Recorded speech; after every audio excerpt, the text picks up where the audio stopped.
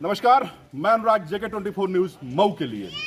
और घोसी का उपचुनाव आज 5 तारीख है और सुबह 7 बजे से यहाँ वोटिंग चालू है। हम घोसी विधानसभा के 125-126 बूथ संख्या पे हैं और हमारे साथ यहाँ कुछ मतदाता हैं जो सुबह से ही उत्साहित थे अपना मत प्रयोग करें, क्योंकि ये सीट जो है दारा सिंह चौहान जो है समाजवादी पार्टी से बेवजह इस्तीफा देके, कोई कारण नहीं था इस्तीफा देने का। इस्तीफा देने के बाद उनको फिर भारतीय जनता पार्टी ने पुनः प्रत्याशी बना के इसी मैदान क्षेत्र से भेजा है और ऐसे में उनके सामने समाजवादी पार्टी से सुधाकर सिंह हैं।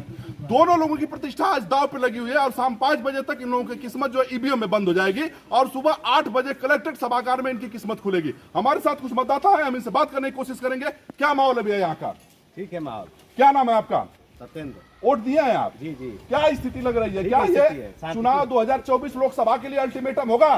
जी जी होगा। किसका पलड़ा भारी लग रहा है आपके हिसाब से?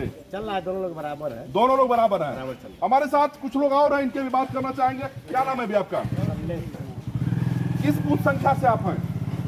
126। क्या माहौल चला है? शांतिपूर्ण चुनाव चल रहा है? प्रशासन द्वारा या किसी द्वारा कोई दबाव बनाया जा रहा है? नहीं, कोई दबाव नहीं है। क्या ये 2024 का अल्टीमेटम इसको माना जाए? अगर यह विधानसभा मान लिए भारतीय जनता पार्टी में जाएगी या समाजवादी पार्टी में जाएगी, क्योंकि सीधा टक्कर है यहाँ दोनों के। बाकी प्रत्याशियों के यहाँ कहीं वो डमी प्रत्याशी के रूप में एक बार देखे जा सकते हैं। क्या स्थितियां लग रही हैं आपको? किसका पलड़ा भारी चल रहा है, भारतीय जनता पार्टी या समाजवादी पार्टी? दोनों तो सही चल। दोनों सही चल रहे हैं। चलिए हमारे साथ एक और भाई साहब, हम इनसे जानना चाहेंगे। भैया क्या नाम है आपका? मेरा नाम चिंटू मौर्य है। चिंटू मौर्य जी। भारतीय जनता पार्टी और समाजवादी पार्टी का यहाँ सीधा टक्कर, बाकी प्रत्याशी डमी के रूप में देखे जा सकते हैं। क्या माहौल चल रहा है? देखिए, यहाँ पार्टी का तो चुनाव ही नहीं हो रहा है जी। यहाँ चुनाव बाहरी और प्लस घर का चुनाव जी। क्या माहौल बाहरी बनाम? पूरा घोसी जो है सुधाकर में चल रहा है और साइकिल बहुत तेज गति से चल रहा है। साइकिल तेज? आपके कहने का मतलब कि साइकिल यहाँ जो है तेज चले। ऐसा क्या हो गया कि दारा सिंह चौहान से अभी 18 महीने भी नहीं बीते हैं, यही लोग दारा सिंह चौहान को यहाँ से विधानसभा भेजे हैं। अभी 18 महीना पहले हम लोगों ने दारा सिंह को भी साइकिल पे बैठाया था, लेकिन उनको साइकिल पे चलने की आदत नहीं है। उनको चाहिए फॉर्च्यूनर, बड़ी बड़ी गाड़ियाँ चाहिए, एयर कंडीशन की गाड़ियाँ चाहिए, इसलिए उन्होंने साइकिल को छोड़ दिया। मतलब दारा सिंह चौहान साइकिल पर नहीं चलेंगे, उनको एसी में चलने की आदत हो गई है। तो ऐसे में क्या माना जाए घोसी की जनता को? घोसी की पूरी जनता कह तो रहा हूँ, सुधाकर सिंह के साथ है, घर के लाल के साथ। चलिए हमारे साथ एक चाचा बुजुर्ग हैं, लगभग अपने उम्र में इन्होंने बहुत सारा वोट डाला होगा इस घोसी लोकसभा और विधानसभा के लिए। और हम जानना चाहेंगे भैया से। भैया क्या नाम है आपका? शिवम राय। और क्या स्थितियां रही कि 18 महीना भी नहीं चुनाव को हुआ था और सपा से विधायक दारा सिंह चौहान इस्तीफा देकर, जिसका कोई कारण नहीं बनता है, पुनः भारतीय जनता पार्टी में गए और भारतीय जनता पार्टी ने क्या समझ के इनको फिर वापस टिकट दिया? क्या ये सीट निकाल पाएंगे या फिर सुधाकर सिंह से सीधी टक्कर? देखिए, यह चुनाव जो है ना कि यह दारा सिंह या किसी का चुनाव नहीं है, यह सीधे सीधे भारतीय जनता पार्टी और समाजवादी पार्टी लड़ रही है। अगर दारा सिंह चौहान लड़ते या सुधाकर सिंह लड़ते तो यह दोनों लोग लड़ते। जब पूरी समाजवादी पार्टी अखिलेश यादव से लेकर और सभी लोग आ गए और इधर भी आ गए, तो यह देखा जाए कि दोनों पार्टियां लड़ रही हैं और यहाँ पर भारतीय जनता पार्टी, ऐसे में दोनों पार्टियों के बीच जनता अपने को कहाँ महसूस कर रही है? देखिए, जनता जो है ना ये बड़ी समझदार हो गई है आज की। वह कभी ईमानदार को वोट नहीं देती ना जिताती है, ठीक है ना।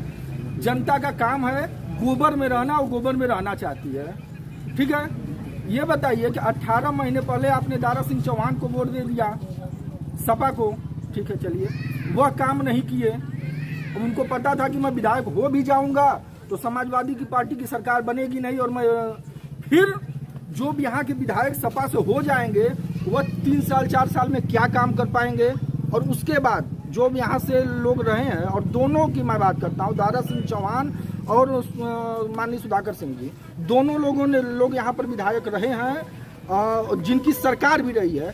3 काम वो लोग गिना दे, मैं करीब 20 दिन से पूछ रहा हूँ, किसी ने कोई काम नहीं गिनाया। तो बस ये है कि सगुफा छोड़ा जा रहा है, उस सगुफे में जनता फंस रही है और जाति बिरादरी के नाम पर वोट बढ़ रहा है। बस जिस तरह से भारतीय जनता पार्टी ने लगभग दर्जनों से ज्यादा मंत्रियों की फौज यहाँ खड़ी कर दी थी, समाजवादी पार्टी ने शिवपाल सिंह यादव से लेकर नरेश उत्तम तक और अखिलेश यादव खुद मैदान में उतर गए थे, तो क्या कहीं इन मंत्रियों या और अखिलेश यादव में अपने पार्टी के ऊपर या अपने कार्यकर्ताओं के ऊपर कुछ असर पड़ा या जनता के ऊपर?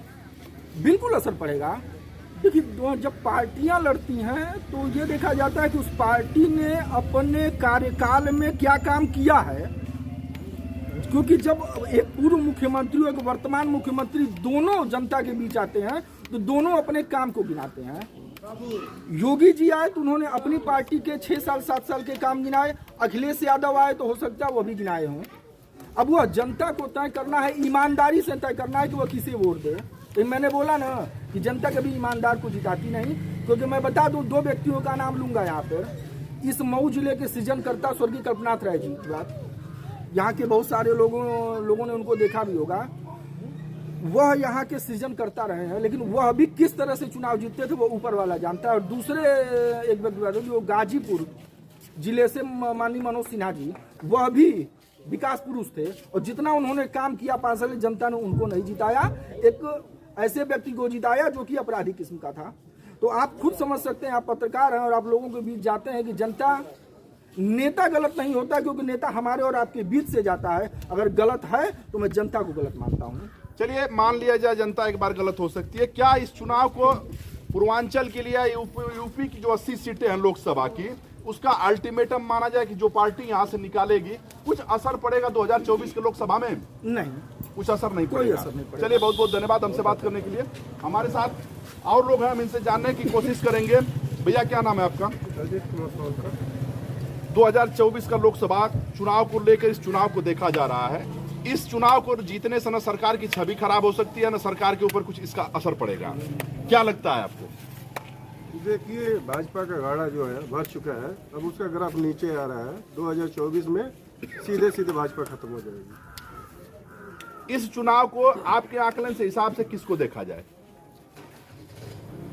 कौन सा पलड़ा भारी चला है, भारतीय जनता पार्टी या समाजवादी पार्टी? यहाँ समाजवादी पार्टी का पल्ला भारी चल रहा है। समाजवादी पार्टी। चलिए बहुत बहुत धन्यवाद। तो हमने तमाम लोगों से बात करने की कोशिश की। हमारे साथ एक बुजुर्ग चाचा हैं जिन्होंने अपनी उम्र में लगभग पता नहीं कितनी बार लोकसभा बनवाई होगी, कितनी बार विधानसभा के लिए वोट दिया होगा। चाचा क्या नाम है? लगभग बहुत बार आप वोट दिले होगा। क्या कारण रहा है कि 2018 महीना में दारा सिंह चौहान इस्तीफा देके फिर भाजपा से वही सीट से लड़त हुआ? आप अपने हिसाब से बताओ। दारा सिंह चौहान के कौन सी बताओ, यहाँ के जितना सफा से निकल गया जाके भाजपा में भैया। अब भाजपा में होके टिकट लेके लड़त हुआ, अब लड़ने के बाद देखिए क्या जनता निकाल सकती है। आपके हिसाब से इस समय अब तक जो है चुनाव का माहौल किसके पक्ष में जा रहा है? पक्ष में तो ज्यादा साइकिल के जा रहा है। साइकिल के जा रहा है। चलिए बहुत बहुत धन्यवाद। तो यहाँ के घोसी विधानसभा के बूथ संख्या 125 और 126 पे हमने यहाँ के मतदाताओं से बात किया। कुछ लोगों का कहना है कि दोनों लोगों का पलड़ा बराबर चल रहा है, कुछ लोगों का कहना है कि सुधाकर सिंह समाजवादी पार्टी को लेके जो है आगे जा रहे हैं। बहरहाल जो भी होगा वो तो 8 तारीख को सुबह ही नतीजा आएगा। तमाम लोग अपनी गणित बैठा रहे हैं कि नहीं कौन जीतेगा कौन हारेगा। इस चुनाव को जीतने से न सब भाजपा की सरकार पर कोई असर पड़ेगा, न समाजवादी पार्टी की सरकार बनेगी। यह एक 2024 का अल्टीमेटम माना जा रहा है।